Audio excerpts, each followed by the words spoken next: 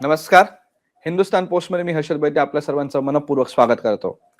भारतीय जनता पार्टीने या महापालिका निकालांमध्ये मोठी बाजी मारली आहे. सर्वच ठिकाणी भारतीय जनता पार्टी हा जवळपास राज्यामध्ये प्रत्येक महानगरपालिकेमध्ये हा मोठा पक्ष ठरतोय. काही एक दोन अपवाद सोडले तर बऱ्याच ठिकाणी भारतीय जनता पार्टीच हा मोठा पक्ष ठरतोय.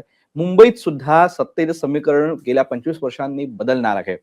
इथेही भारतीय जनता पार्टी हाच मोठा पक्ष ठरतोय आणि या भारतीय जनता पार्टीने हे सगळं कसं साध्य केलं आणि त्यामागची काय मेहनत आहे, कशा पद्धतीच्या कार्यकर्त्यांच्या भावना आहेत, हे सर्वच जाणून घेण्यासाठी त्याची रणनीती कशी होती, हे सर्वच जाणून घेण्यासाठी आज आपल्यासोबत उपस्थित आहेत भारतीय भारतीय जनता पार्टीचे प्रदेश उपाध्यक्ष माधव भंडारी सर.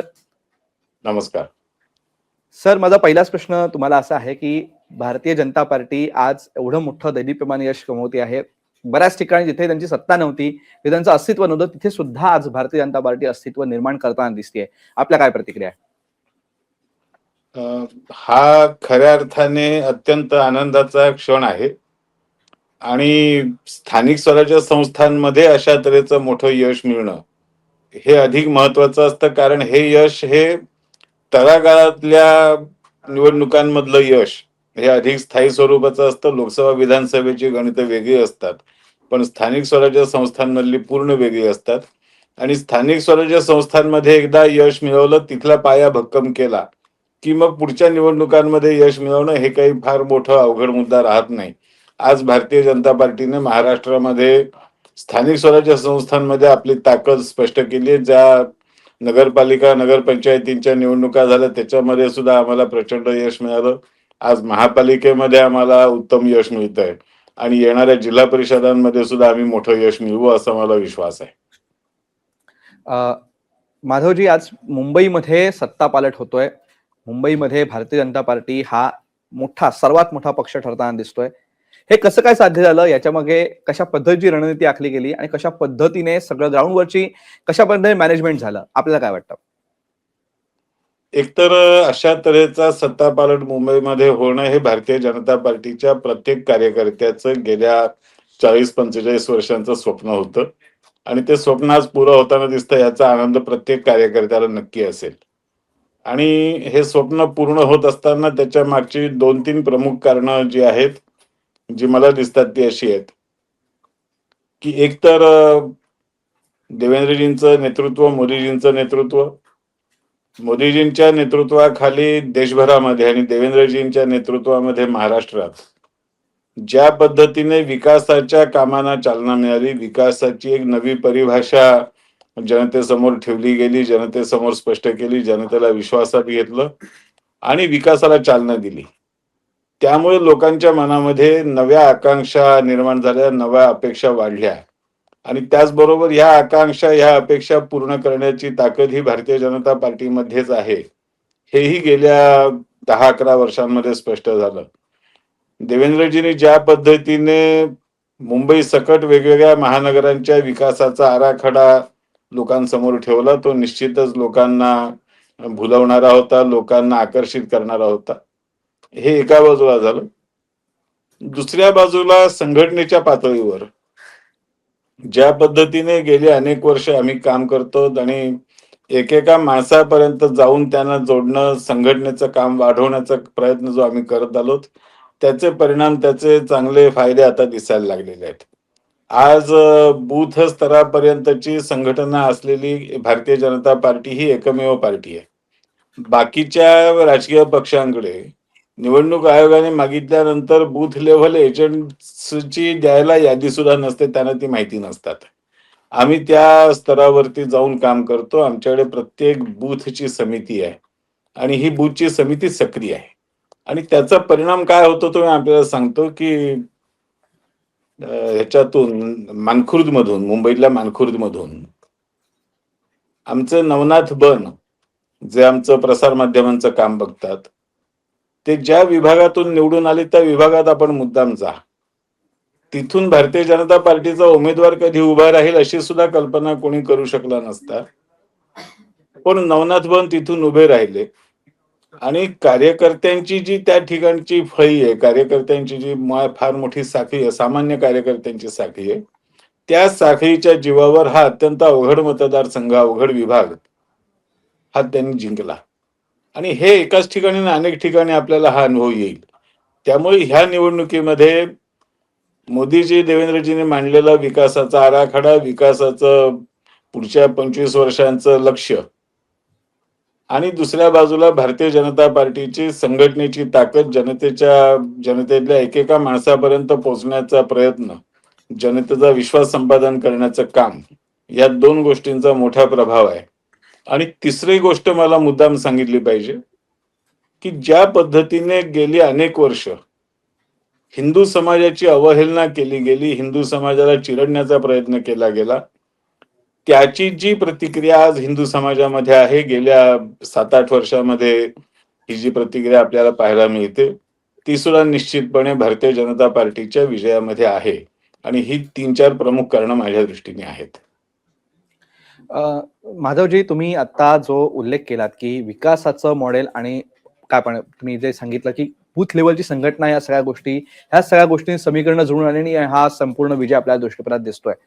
पण ह्याला अजून एक असा अर्थ याचा निघतो का की आज जे भारतीय जनता पार्टी किंवा भारतीय जनता पार्टी प्रणित जी महायुती आहे, जे विकासाचं मॉडेल लोकांसमोर घेऊन जाते, त्याला आज लोकांची पसंती आहे. आणि जे मराठी अमराठी हे वाद आहेत, आपली मुंबई ही मुंबईतनं मराठी माणूस हद्दपार होणार, या सगळ्या ज्या गोष्टी आहेत, या सगळ्या गोष्टींना मागे टाकून आज मुंबईकर, महाराष्ट्रातली जनता ही फक्त आणि फक्त विकासाच्या वरती विचार करायला लागले का, असं आपल्याला वाटतं का? पहिली गोष्ट म्हणजे विकास हा किती आवश्यक आहे आणि विकासाचे मुद्दे किती महत्वाचे आहेत, ह्याचं भान मुंबईतल्याच नाही, देशभरातल्या जनतेला गेल्या 11-12 वर्षांमध्ये आलं. काँग्रेस असो किंवा आणखीन कोणी असो, उबाठा असो, यांनी मिळालेल्या सत्तेचा उपयोग करून कोणत्याही पद्धतीचा विकास कुठेही केला नाही. आणि ह्याचा अनुभव पावलोपावली जनता घेत असते, आपण सगळे घेत असतो. त्यामुळे ज्या वेळेला विकासाला चालना मिळते असं दिसतं, त्यावेळेला स्वाभाविकपणे जनतेच्या मनामध्ये विकास आणि विकास हा एकच मुद्दा असतो, तोच पहिला मुद्दा असतो आणि तो शेवटचा मुद्दा असतो. ज्या वेळेला विकासाच्या मुद्द्यांवर चर्चाच होत नाही, ज्या वेळेला आर्थिक विषयांवर चर्चा होत नाही, आर्थिक प्रश्नांवर चर्चा होत नाही, आर्थिक प्रगतीची चर्चा होत नाही, ती टाळली जाते, जबरदस्तीने टाळली जाते, तेव्हा मग अशा तऱ्हेचे जे कृत्रिम वाद आहेत, मग तो मराठी अमराठी असेल किंवा आणखीन कुठला जरी असेल, अशा तऱ्हेचे कृत्रिम वाद हे त्यावेळेला राजकारणासाठी उपयोगी पडतात, परंतु ते कायम उपयोगी पडत नाहीत. आणि आज हे दाखवून दिलं की कोणत्याही प्रकारचा कृत्रिम वाद हा राजकारणाच्या कामाचा नाही. तुम्ही ठोस विकासाच्या मुद्द्यांवर बोला, तुमची विकासाची परिभाषा सांगा, तुम्ही विकासासाठी काय केलं ते दाखवा. सत्ता तुमच्याकडे होती तेव्हा तुम्ही काय केलं ते दाखवा. सत्ता तुम्हाला मिळाली तर तुम्ही काय करणार आहात ते सांगा. आणि हे सगळं सांगण्यासारखं नसेल तर 5 वर्ष वाट बघा, 5 वर्षांनी परत तुमची ती भूमिका घेऊन या. हे तर जनतेने आज दिलेलं आहे. जनतेने अत्यंत स्वच्छ शब्दात सगळ्या प्रकारचं विघातक राजकारण, सगळ्या प्रकारचं विभाजनकारी राजकारण हे नाकारलेलं आहे. जनतेला आर्थिक विकास पाहिजे, जनतेला विकासाचा जे मुद्दे आहेत ते पाहिजेत, प्रगती पाहिजे. आणि त्या प्रगतीसाठी जे काम करतील, त्या प्रगतीसाठी जे बोलतील, त्यांना जनता मतं देईल, हे सिद्ध झालेलं आहे. माधवजी, आज आपण महापालिका निवडणुकीच्या पार्श्वभूमीवरती बोलत आहोत. नगर परिषदांच्या निवडणुकीचे निकाल लागल्यानंतर ही महत्वाची निवडणूक होती.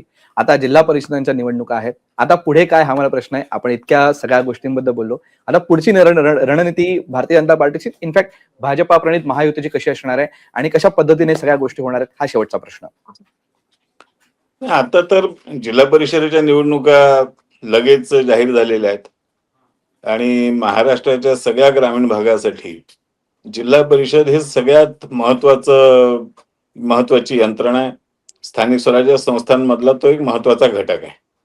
जिल्हा परिषदांच्या माध्यमातून सगळी लहान मोठी कामं ग्रामीण भागामध्ये केली जातात.